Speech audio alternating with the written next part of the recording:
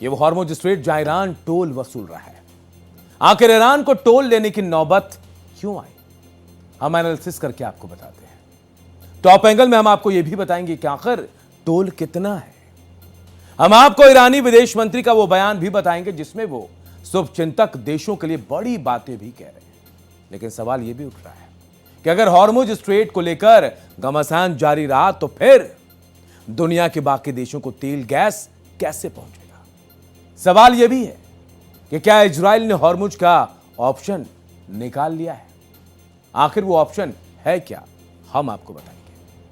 Hormuz strait में Iran की वसूली भी हो रही है। हॉर्मुज स्ट्रेट पर जंग की मार से पहले ही लोग परेशान हैं, तो वहीं अब कच्चे तेल और गैस से भरे शिप को भारी टोल देने पर मजबूर किया जा रहा है। जी हां, यह वसूली रिस्क चार्ज के नाम पर की जा रही है, जिसके तहत $2 मिलियन यानी करीब 18 करोड़ रुपए तक वसूला जा रहा है। ईरान ने फारस की खाड़ी में तनाव को देखते हुए हॉर्मुज में एक सुरक्षित गलियारा तैयार किया। आपको बता दें कि इतिहास में यह पहली बार है जब हॉर्मुज से जहाजों को गुजरने के लिए ईरान को टोल देना पड़ रहा है। अब तक ईरान के हॉर्मुज से बिना शुल्क जहाज गुजरते थे, उन्हें टोल के रूप में जहाजों को कोई पैसा देना नहीं पड़ता था। हालांकि ईरान की ओर से आधिकारिक तौर पर इस पर कोई बयान नहीं आया, लेकिन जानकारी मिली कि हॉर्मुज से जिन 9 जहाजों को निकाला गया उनमें भारत, चीन, पाकिस्तान, मलेशिया के जहाज है। किस देश के कितने जहाज गुजरे हैं उसकी जानकारी भी सामने नहीं है। वहीं ईरान के विदेश मंत्री अब्बास अरागची का कहना है कि हम मित्र और शुभचिंतक देशों के जहाजों को गुजरने दे रहे हैं, तो दूसरी तरफ अमेरिका एक ऐसा गठबंधन बनाने के कवायद में जुटा है जो हॉर्मुज से ईरान के कंट्रोल को खत्म कर सके। आखिर जहाज से टोल क्यों ले रहा है ईरान, यह बड़ा सवाल है, क्योंकि अब तक हॉर्मुज से गुजरने के लिए किसी भी जहाज को कोई ट्रांजिट फी नहीं देनी होती थी, लेकिन $2 मिलियन तक वसूला जा रहा है। अब असल में ईरान इस तरह से टैक्स लगाकर अपना हित साधने की कोशिश में जुटा है।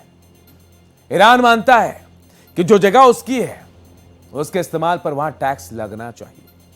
खासतौर पर उन देशों को टैक्स देना ही होगा जिन्होंने प्रतिबंध लगा रखा है। व्यापार दोनों ओर से होना चाहिए। इसके लिए ईरानी विदेश मंत्री अब्बास अरागची ने जंग के बाद हॉर्मुज को लेकर एक प्रोटोकॉल बनाने की वकालत की।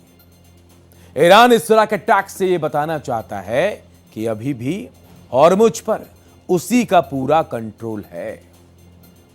हाल ही में अमेरिका ने हॉर्मुज के पास ईरानी सेना के बेस को उड़ाने की घोषणा की थी। आपको यह भी बता दें कि मिडिल ईस्ट में जारी तनाव के बीच इजराइल के प्रधानमंत्री बेंजामिन नेतन्याहू ने बड़ा प्रस्ताव रखा है।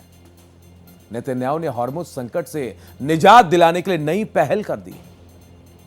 नेतन्याहू का प्रस्ताव है अरब प्रायद्वीप से पश्चिम की ओर पाइपलाइन बिछाई जाए जो इजराइल तक पहुंचेगी और फिर भूमध्य सागर के बंदरगाहों से तेल गैस दुनिया भर में ट्रांसपोर्ट होगी। इजरायली पीएम ने दावा किया ऐसा करने से स्ट्रेट ऑफ हॉर्मुज और दूसरे खाड़ी जलमार्गों के चौक पॉइंट का खतरा हमेशा के लिए खत्म हो जाएगा। नेतन्याहू ने जानकारी दी कि यह योजना जंग खत्म होने के बाद लागू हो सकती है। इससे वैश्विक सप्लाई चेन सुरक्षित और बनी रहेगी। आपको बता दें कि नेतन्याहू का यह बयान ईरान के साउथ पार्स गैस क्षेत्र पर इजरायली हमले के एक दिन बाद आया, तो दुनिया का सबसे बड़ा गैस क्षेत्रों में शामिल है। इजराइल के हमले से क्षेत्र में तनाव बढ़ा। नेतन्याहू ने साफ किया हमला इजराइल ने बिना अमेरिका को साथ लिए किया।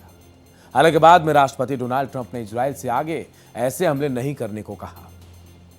वहीं नेतन्याहू ने यह भी दावा किया कि 20 दिनों के जंग के बाद ईरान के पास यूरेनियम एनरिचमेंट या मिसाइल बनाने की क्षमता अब नहीं बची है। हालांकि अंतर्राष्ट्रीय परमाणु ऊर्जा एजेंसी से जुड़े अधिकारी कहते हैं कि ईरान की परमाणु क्षमता का ज्यादातर हिस्सा अभी भी बरकरार है।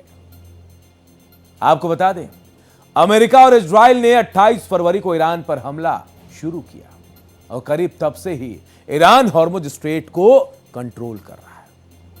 हॉर्मुज स्ट्रेट को दुनिया के सबसे महत्वपूर्ण समुद्री मार्गों में गिना जाता है।